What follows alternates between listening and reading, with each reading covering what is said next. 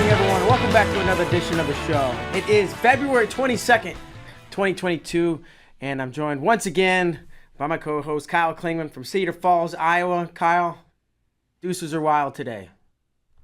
Yeah, that's right. 2/22/22. 22. I like it. You gonna do a celebration at 2/22/22 at the time? I hadn't thought of it, but yeah, why not? Seems like a great idea. Yeah. I agree. Let's do something special. Okay, I will FaceTime and it'll be great. But until then, or before then, I want to get on to our guest today. Excited to talk with him. He's an assistant coach at NC State University. It is Timmy McCall. Timmy, thanks for joining us today. How you doing? Doing good. Thanks for having me. Absolutely. Pretty excited. I see you're probably up in the wrestling offices today. Yeah, hanging out in Coach Pop's office. I think Adam and Kevin are in mine. So you kicked him out? Yeah, I got kicked out. Oh, I thought you kicked them out. Let's just go with earlier. that. I did. I told Pat, I was like, "Hey, I need this space. I need you to move." I like it. All right, tell him what's up. All right, so I kind of want to get into some things. I'll just start with like Hope Mills, North Carolina. That's where you're from. That's where you grew up. What's Hope Mills like? What was your upbringing like? Oof. Yeah, small town feel. I grew up. My family's from there. If you know Fort Bragg, the military base, heard of it, in Fayetteville, North Carolina. Yeah, we're like 20 minutes south of Fort Bragg. So people who want to get out of Fayetteville, the city, they usually settle down in my little town. Really? Yeah. My family, though, was born and raised there. Got into wrestling at a young age. All my coaches, whenever I was a kid, were like people who came in and out through the military. So had some pretty scary dudes as coaches.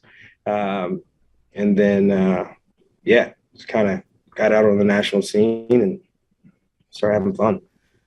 So how old were you when you got introduced to wrestling? How did you get introduced to wrestling? What drew you in?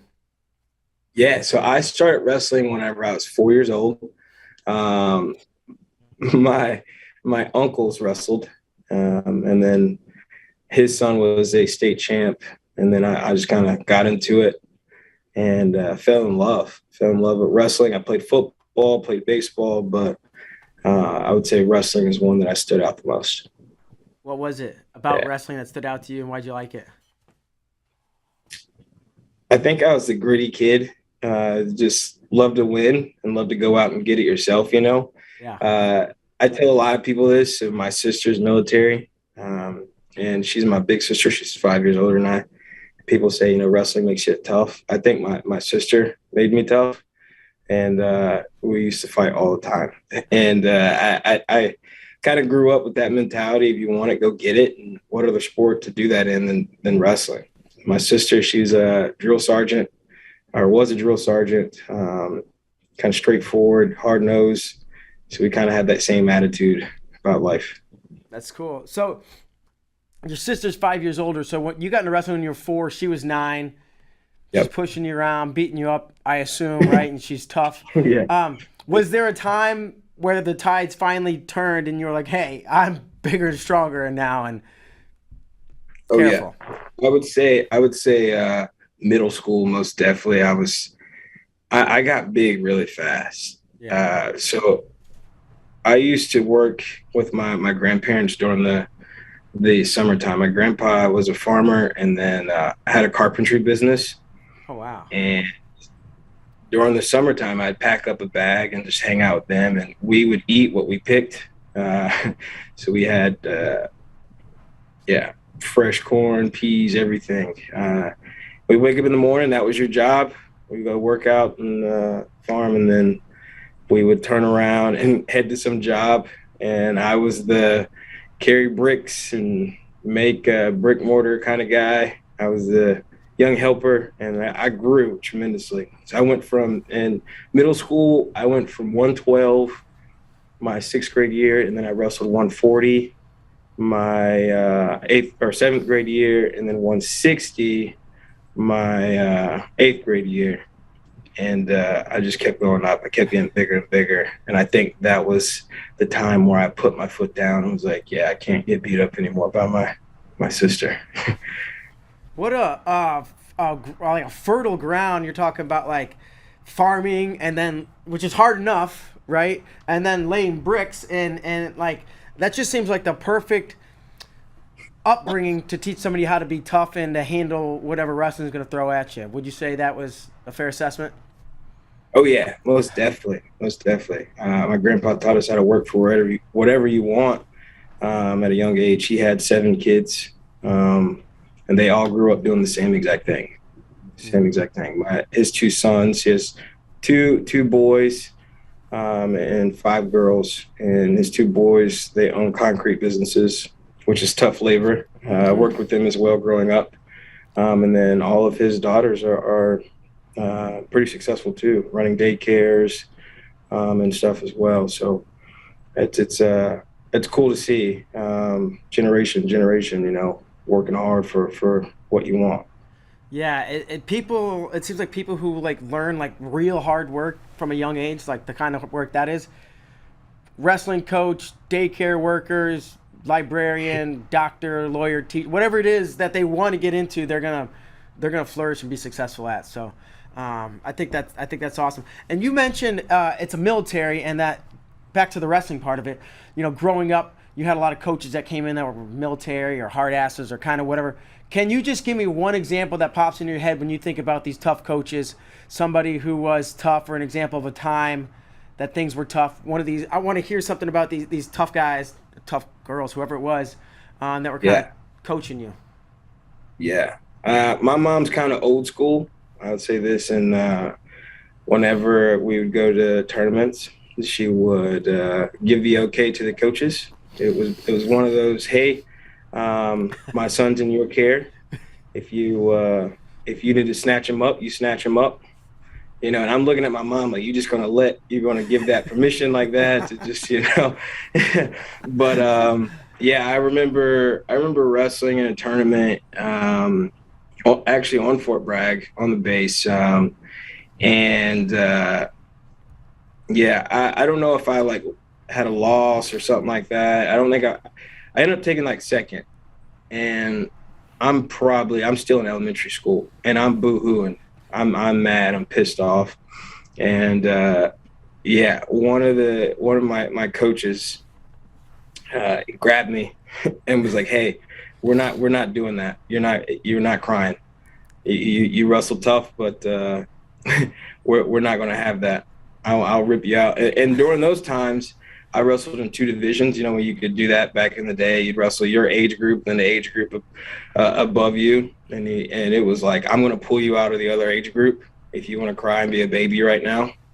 And they used to hit you with like at a young age, being called a little kid was like the worst thing you could do, So stop acting like a little kid. Yeah, don't act like a baby. If you're going to be a baby, I'm going to pull you out of the tournament. And I think that was big for me. I never had an out. I never had that I'm going to go pout until I get my way. It was like, hey, you're here to wrestle. Every time you toe that line, you have an opportunity to win, you have an opportunity to lose, but you got to give it your all, So never had that escape. Well, it seems like you have all the right things from a young age, from the hard work to the take no BS to quit pouting and just like deal with it, which is everybody gets beat up in wrestling at some point, and you have to learn how to deal with it. So that's fantastic. When did you fall in love with wrestling, and when did you get good, and did those things kind of happen at the same time? Yeah, so fell in love at a young age. I was a big fish in a small pond, being in a small town. And it was like, Timmy's the state champ. He's going to be that guy to go off and do big things. And I was a straight A student. I wanted to go off and do big things, and went off to college. Had a connection with my high school coach. He was high school teammates with Jarrett Frayer, who was an assistant at Wisconsin at the time. Yeah. And that relationship, built, and went off to Wisconsin. I was like, try my wrestling and whatnot in the big leagues, and I loved it. I fell in love with it. Being around some of the top guys in the country, and Andrew Howe, Trevor Bramville, Travis Rutt. It was amazing. And from then on out, it was like, I want to wrestle freestyle. I want to do all these things. I had all these dreams and aspirations.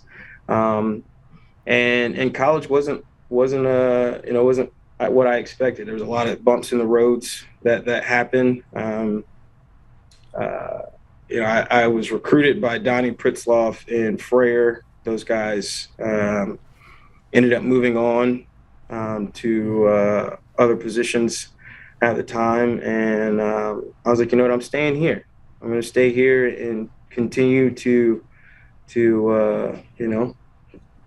chase my dreams. And I have an opportunity at a great education in UW, and it was different. But with that, you saw some of these guys that I looked up to transferred. A lot of guys moved out, and it was tough. It was really hard on me. So I continued to grind, was a leader on the team and whatnot. But I would say all that to fast forward, I didn't reach my goals my senior year. I tore my hamstring in Big Tens, came back and still wrestled at NCAAs, lost in the blood round.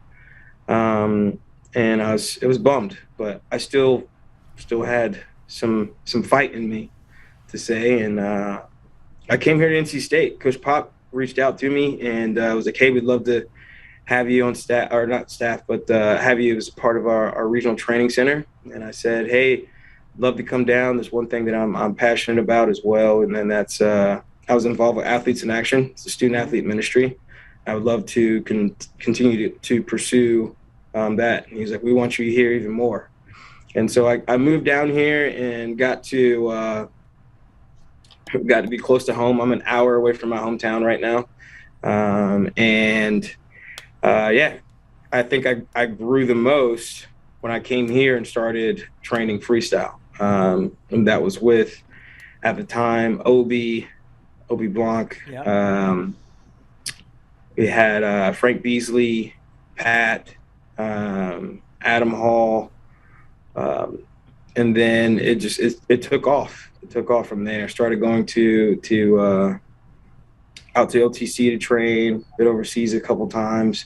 So I would say that most of my growing actually happened after college, as far as wrestling goes. And I think I fell in love a little bit more with it, with wrestling, sport of wrestling.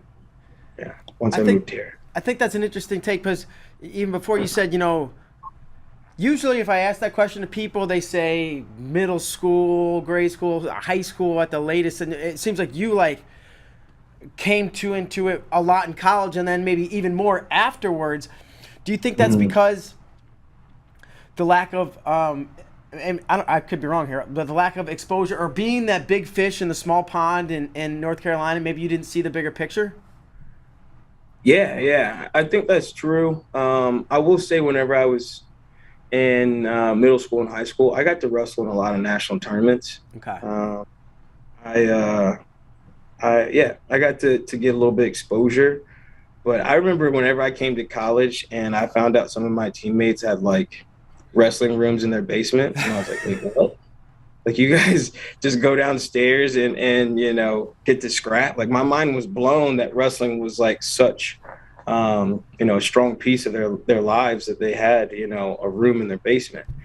And for me, it was just I loved the sport, but it wasn't eat, sleep, breathe wrestling. I actually played football and was pretty decent at football, and in high school I got hurt playing football, third round of the playoffs. We were undefeated. We were doing very well. And I got hurt and had to sit out of wrestling season. And I was like, yeah, that's it. I'm never playing football again if I have to sit out, of my favorite sport. And that's kind of where I was all in with with wrestling. What was that injury in football? Well, first of all, what position did you play? And maybe you played Yeah. both sides of the ball. I wouldn't be surprised. But where were you playing when you got hurt, and how did that happen? And what obviously did you hurt? Yeah. So I was playing linebacker, and yeah, I was doing pretty good. I led the team in tackles, led the conference, county, region. I was doing very well. And small town football is everything, Uh huh. So yeah, your whole town's there on a Friday night to watch you guys play football, especially with our record, how good we were doing. Um, but yeah, so I got hit by a lineman, and in the knee, and I was like, man, something doesn't feel right, and I couldn't straighten my leg. I kept trying to straighten my leg, and I ended up popping off the field, and yeah, I ended up tearing my meniscus, and I had the tear where it flipped into my joint, Oh gosh. and yeah, so I ended up having surgery, and normally they'll just scrape it. 2 weeks, you come back, you're ready to go. And I asked the doctor, said, I'm young. What would be better for me long term? And he said, I can repair it, but you won't be able to wrestle this year. And so I went that route, and came back next year, didn't play football, won a state title, and our football coaches weren't happy with me. You did very well, and you're going to just get up and leave, and you won your state title, come back, play football, And I was like, no, Yeah. I'm good. But You had your eyes yeah. sight set on wrestling. And then you mentioned, you went to Wisconsin. You said, you said there was either some hiccups or bumps in the roads or setbacks or something. And you mentioned tearing your hamstring, I think you said. Was that Yep. the biggest bump in the road, or were there other things comparable? Yeah, I think that was one of them. My senior year, I wanted to do some big things. I was finally just growing in confidence. I went in wrestling 184, Yeah. and man, that was a nightmare.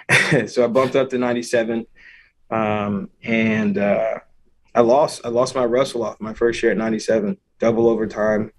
I can remember it like it was yesterday, and that was tough. That was tough, really tough for me, because wrestling at that point was an idol. I chased it, I loved it, and then I didn't have it.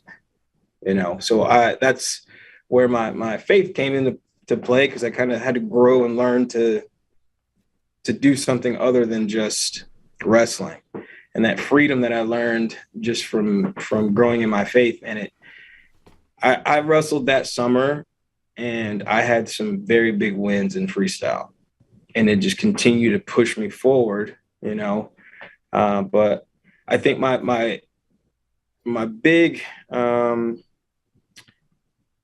I guess, hiccups would have been one, that tearing the hamstring. I think another one was my freshman year.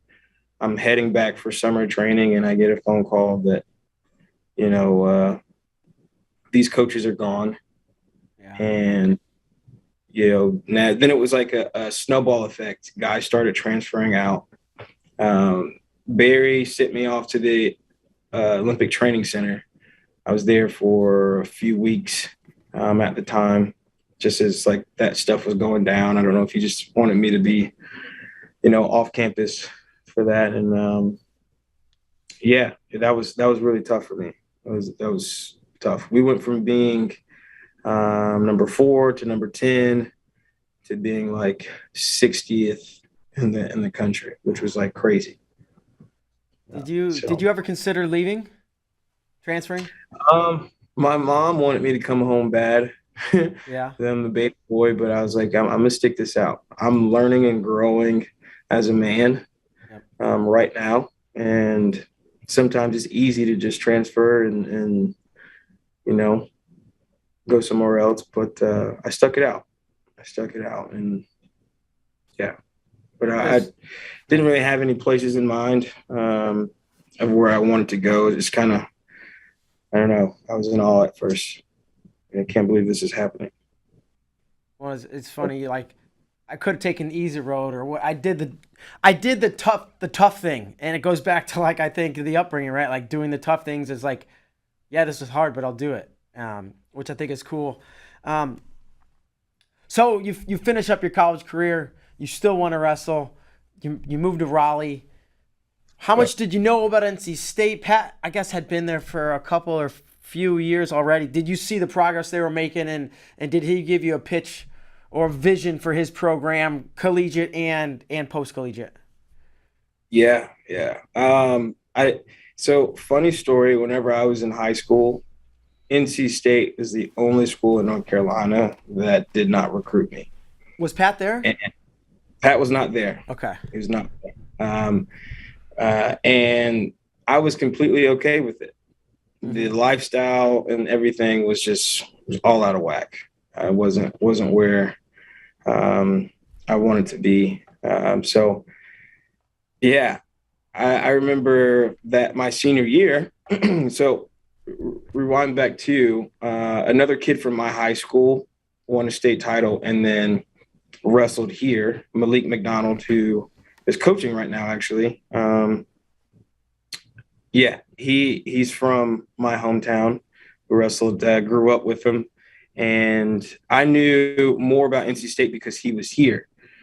And at the NCAA tournament, Wisconsin finished 16th, I believe, and NC State finished 17th. And I was like, dang, they're not where they used to be, you know. And that was a year where watch Kevin Jack surprise everybody as a true freshman. And, I'm starting asking questions at that point, like what's going on down there. So then my high school coach reached out to me. He said, hey, just let you know, NC State's interested in you coming and, being a part of the RTC. And Coach Pop and Frank reached out to me. And like you said, they share their dream of we're trying to build something here in Raleigh, where guys are not just reaching their goals at the collegiate level, but also, going out on the world level and competing and chasing those dreams. And he was upfront just about lifestyle and culture. And, we want someone here who's going to foster these kids and grow them into being, leaders. And I was sold. I was all in. That was about it. It's about it. So the funny thing too is I knew a couple of guys on the team I met through Athletes in Action. Mike Machiavello being one of them, Lee Davis, Chad Pike. I knew a few guys on the team already. And so, yeah, it was a easy deal. And another thing, they brought me down. They flew me down here, and I got to check out campus. And they're like, yeah, you can just go home to your hometown and hang out, and we'll fly back out. And I was like, man, that's awesome. I'm an hour away. My mom came and picked me up. I just spent time with her, and I was like, I see what they're doing here. They're trying to let me know, man, you're close to family. You're right around the corner if you want to come here. So it was sold. So it's like a post college recruiting trip, or almost like an RTC recruiting trip, where it's like, this is why you should come here, and obviously it seems like it worked. They sold you on it because here you are. You mentioned Mike Mock, right? And he was probably still in school at the time. What was your relationship? And you mentioned that you had a previous relationship with him. What was that relationship like coming into your time, coming into Raleigh? And then what was your relationship like when he was in college training? And I'm sure you probably still to this day have a good relationship with him.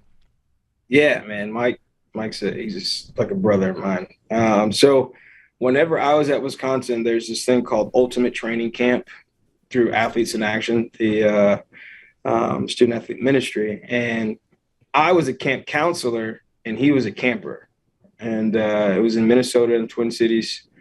And that's where I met Mock. And we hit it off, a couple other NC State guys.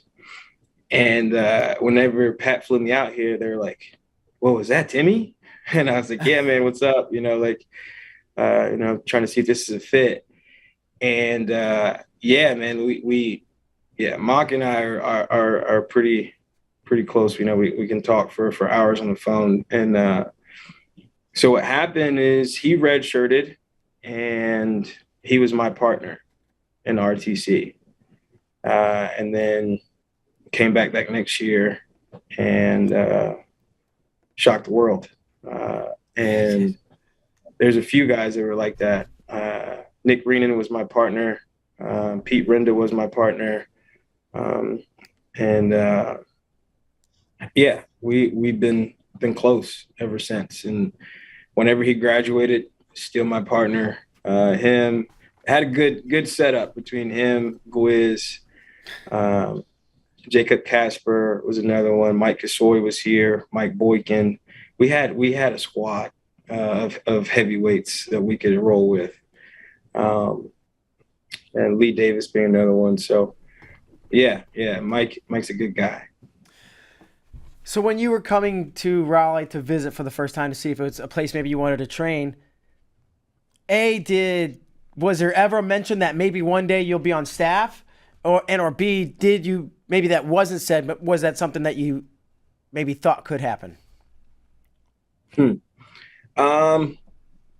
I think it was something around there was mentioned. At that point, whenever I came into Raleigh, I was an administrative assistant.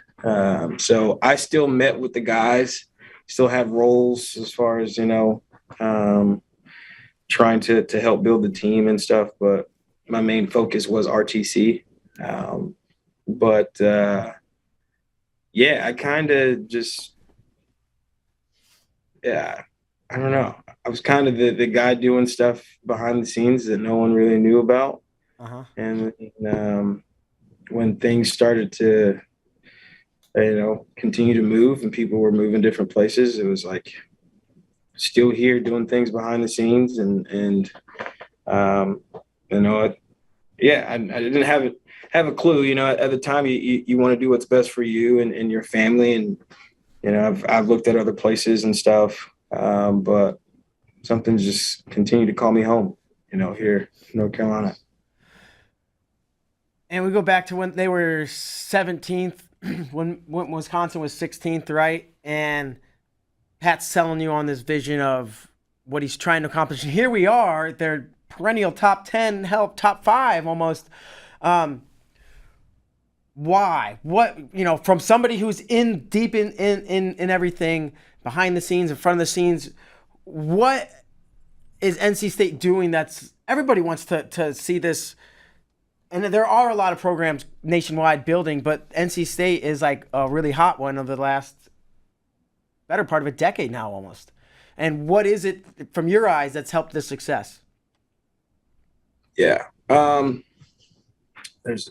we have enough time? We'll take the bullet points. No, there's a lot of things, and we hit home culture a lot, obviously, and I think from the get-go, we just want people who are bought in.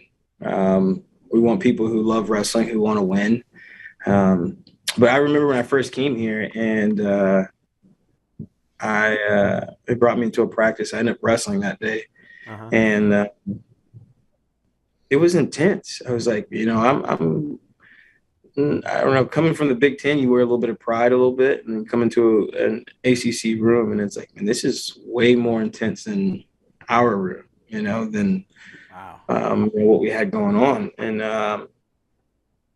I think that was one piece that kind of grew, was grit.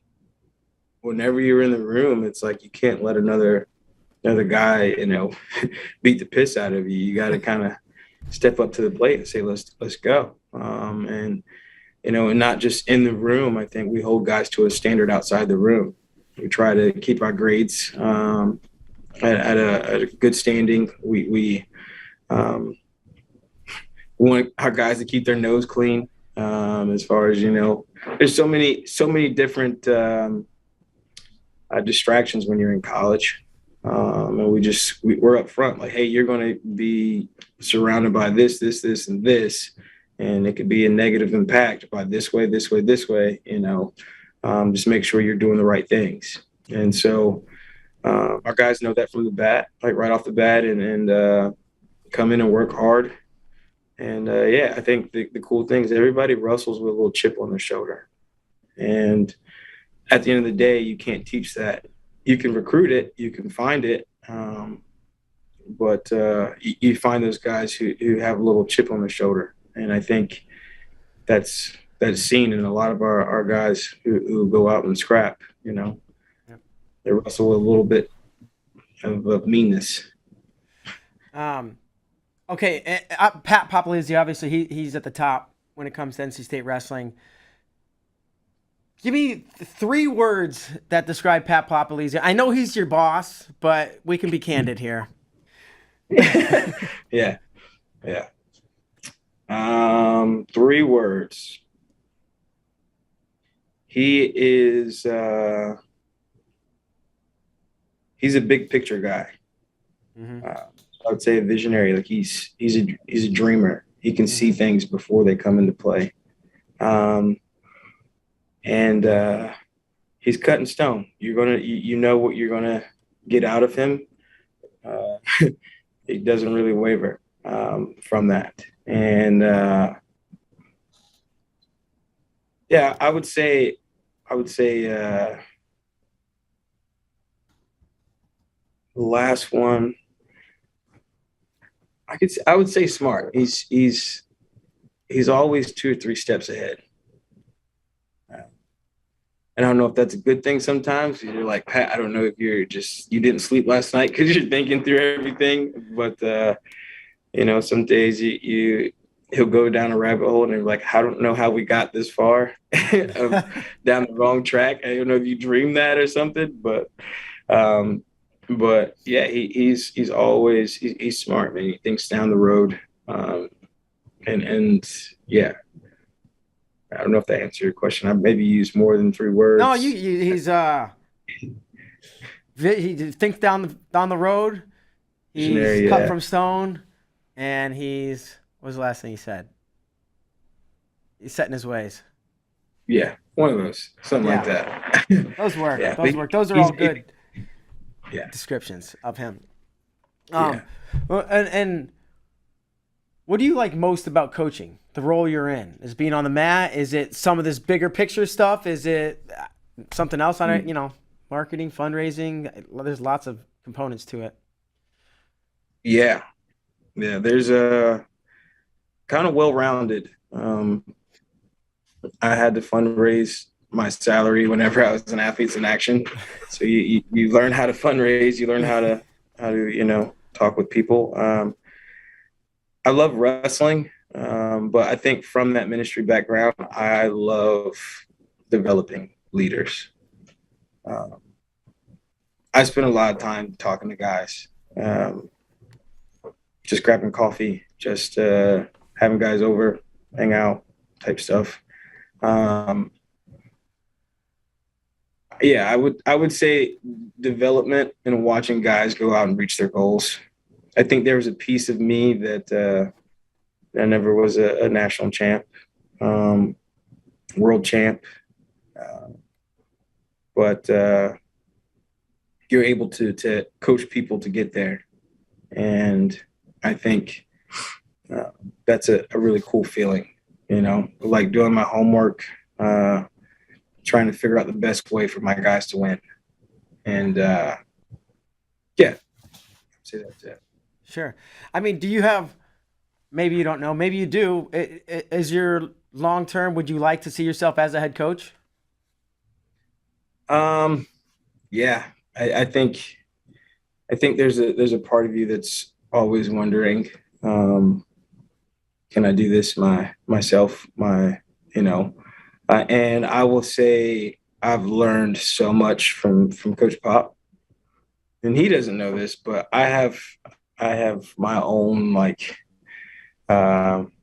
Google Doc just full of notes on how to lead and start a program from start to finish, and all just from taking notes from him. And that's do's and don'ts and whatnot. But I've learned a good bit from him, and yeah, I think that's something that down the road, Lord willing, I'm able to lead a team at the next level. So maybe don't tell him too much about that Google Doc, because he went back and beat John Smith, his coach, and then maybe one day the tides are turning. Yeah. Here you are trying to take out Pop.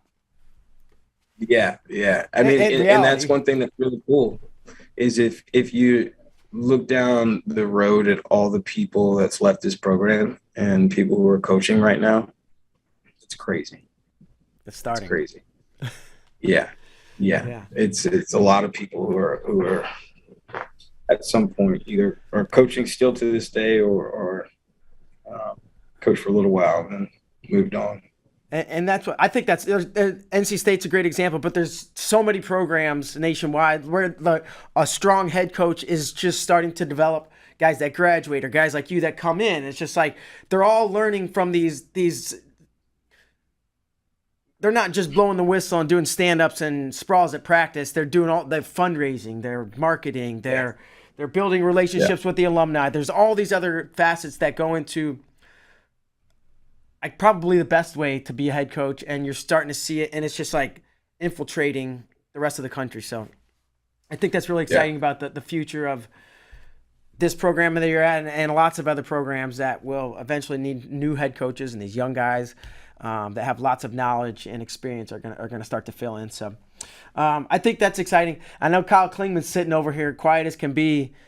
He's probably got a Google Doc on of his own. He's taking notes, but I know he's got some questions for you, and he's going to try to stump you and try to mess you up. So stay strong as he comes into his little game. But Kyle, when you're ready, man, go ahead. Timmy, it's our game called Sweat It Out. I have 5 questions. The goal is to make you sweat. Are you ready to play? Let's do it. All right, number 1. What wrestler from England? So what wrestler from England won a bronze medal at the 1984 Olympics in the 90-kilogram weight class in men's freestyle wrestling? That is Noah Lobin. Coach Lobin. You got it? Got it. All right, same year, what wrestler won a silver medal at the 1984 Olympics in the 57-kilogram weight category in men's freestyle wrestling?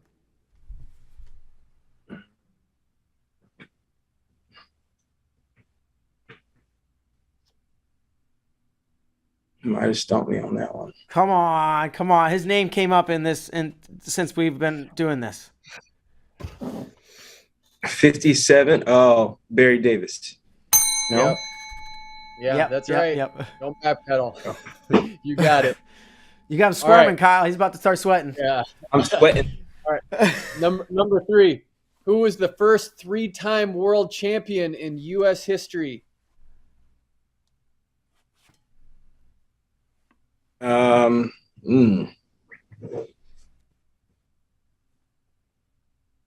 World champ?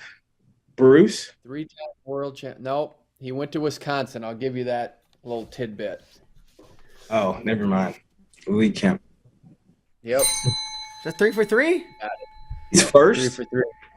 First 3-timer. He was the first 3-time. Actually, he was the first 2-time world champ. So I could have done either one. But yeah, he was the first to win multiple world championships. All right. Number 4. What former North Carolina State wrestler played a role in Police Academy 4 and 5? That's the easy one. Bab Tacker. Yeah. He was a big dude. That's a big dude. Yeah, it was. There's really no right answer. We'll kind of judge it, but a couple years ago we had Tommy Gant on, and he gave us his all starting 5 wrestler basketball team. I'd like to get your starting 5 wrestler only basketball team. Wrestler only basketball team. Yeah, it has to be wrestlers. It has to be your starting 5. Tommy Gant gave us his. He actually put like the Heidleys on there because he said they'd be good in the post. So I don't know if I'd be on that, but I'd like to know who your 5. It doesn't have to be NC State either. It can be anyone, but they have to be a wrestler, and they have to be your starting 5 for basketball. And you can include yourself. Why would I do that? That's not smart. That's smart. Don't put me around round objects. We appreciate the honesty. Yeah, so Tommy Gant is pretty good. He can hoop.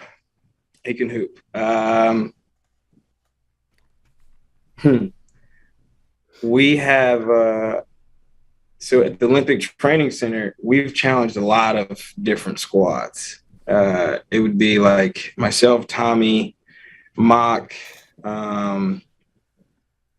Yeah.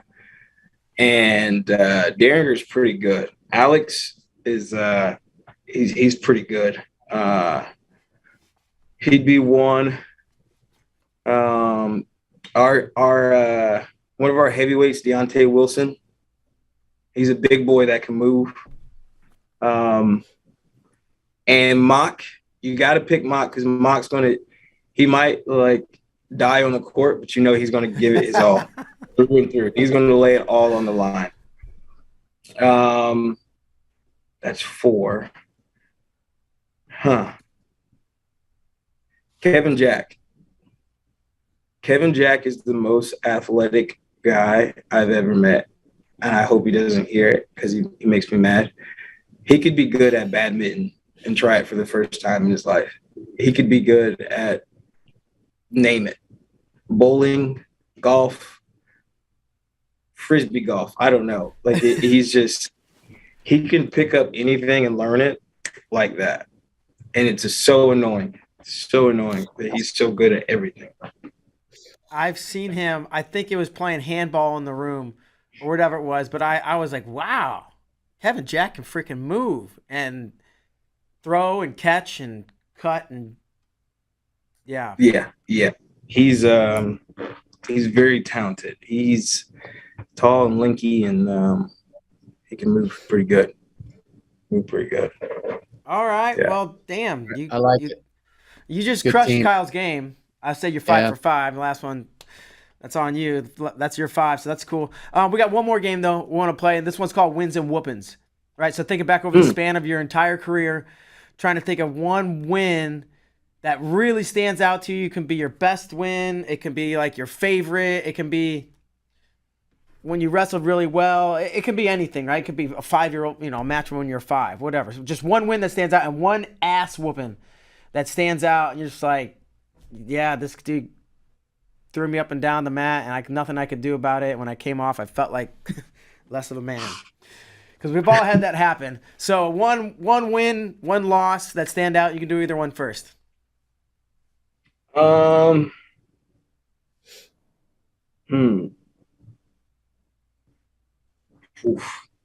One ass whooping I would say is my freshman year. I have a few of them, but my freshman year, wrestling in our room against Trevor Bramble, and he is extremely long and very good at legs. Very good at legs to where you want to, like, I don't know, you'd rather be anywhere else than underneath him with legs in and a power half. And I remember him beating the brakes off of me one day. And I told him, I was like, I'm going to learn how to get off bottom from you. And whenever I do that, like, I'm gonna know the system, like I won't get ridden out, and he later on became my coach, and I had to learn at that point, like, but yeah, he probably gave me worst butt whooping ever my freshman year, probably like the first week in the room. I didn't know another man could make you feel that way. And then biggest win, I got a few of them. One from college that was pretty awesome. We were wrestling against Ohio State, and it was at home. We were not ranked as high as them. And Nick Heflin just moved up to 197, and actually wrestled him during the summer and won. And I got to win that match in a home duel in front of the home crowd. And Wisconsin ended up beating Ohio State, and the crowd went crazy. It was awesome. Yeah, it was tough because that year he went on and was in the national finals, and you look back and you're like, I'm the only blemish on his record going into the national finals. Wow. And yeah, you know, it gives you that feeling of like, man, I gotta figure something out. You know, I'm there, but yeah, say that's one of them. I bet that I bet that win felt a lot better than those days getting your ass kicked by Trevor. Oh, 100%. 100%. But that's what we do in the sport, you know. Yeah. You have those days where you're on top of the world, and then you have those days where you're humbled. And I think that's the beauty of our sport. You learn how to pick yourself back up and live for those days where you're on top of the world, and let those days where you're humbled fuel you, you know. But, yeah. I think you nailed it. I think you nailed it, man. And that's gonna just about do it because we're down to the end of the time here. But man, Timmy, I really appreciate you coming on, sharing your story with us. And I want to give you the last word, final thoughts on anything you might want to say before we let you move on. Yeah. Just guys who are listening, just continue to dream. Continue to chase after those goals. You never know where you're going to go. You never know where God's going to have you. But continue to put one foot in front of the other. And yeah, be on the lookout for NC State Wrestling, man. We're still growing. We're still learning. And yeah, go Pack. Awesome. Well, congratulations on the success. Best of luck at ACCs, and we'll see you in Detroit. Sounds good, brother. Y'all take care. Thanks, man. Have a great day. See ya. All right, Kyle. Timmy McCall. I love the guy's energy, his vision. He's like the Google Doc. That might have been my favorite part about this whole thing. Is like, Pat doesn't notice, but I got a Google Doc, and I'm making all these notes on like how to be the best coach I can. You're right, man. Yeah, and you're thinking ahead to when he might be using that to beat him at another program. So we'll see if that plays out. Yeah, we will. But that's gonna play the show out. Is that how we say it? We're closing out, regardless. Sure. Great show with Timmy McCall. For Kyle Klingman, I'm Mark Bader. We'll see you guys tomorrow. Thanks.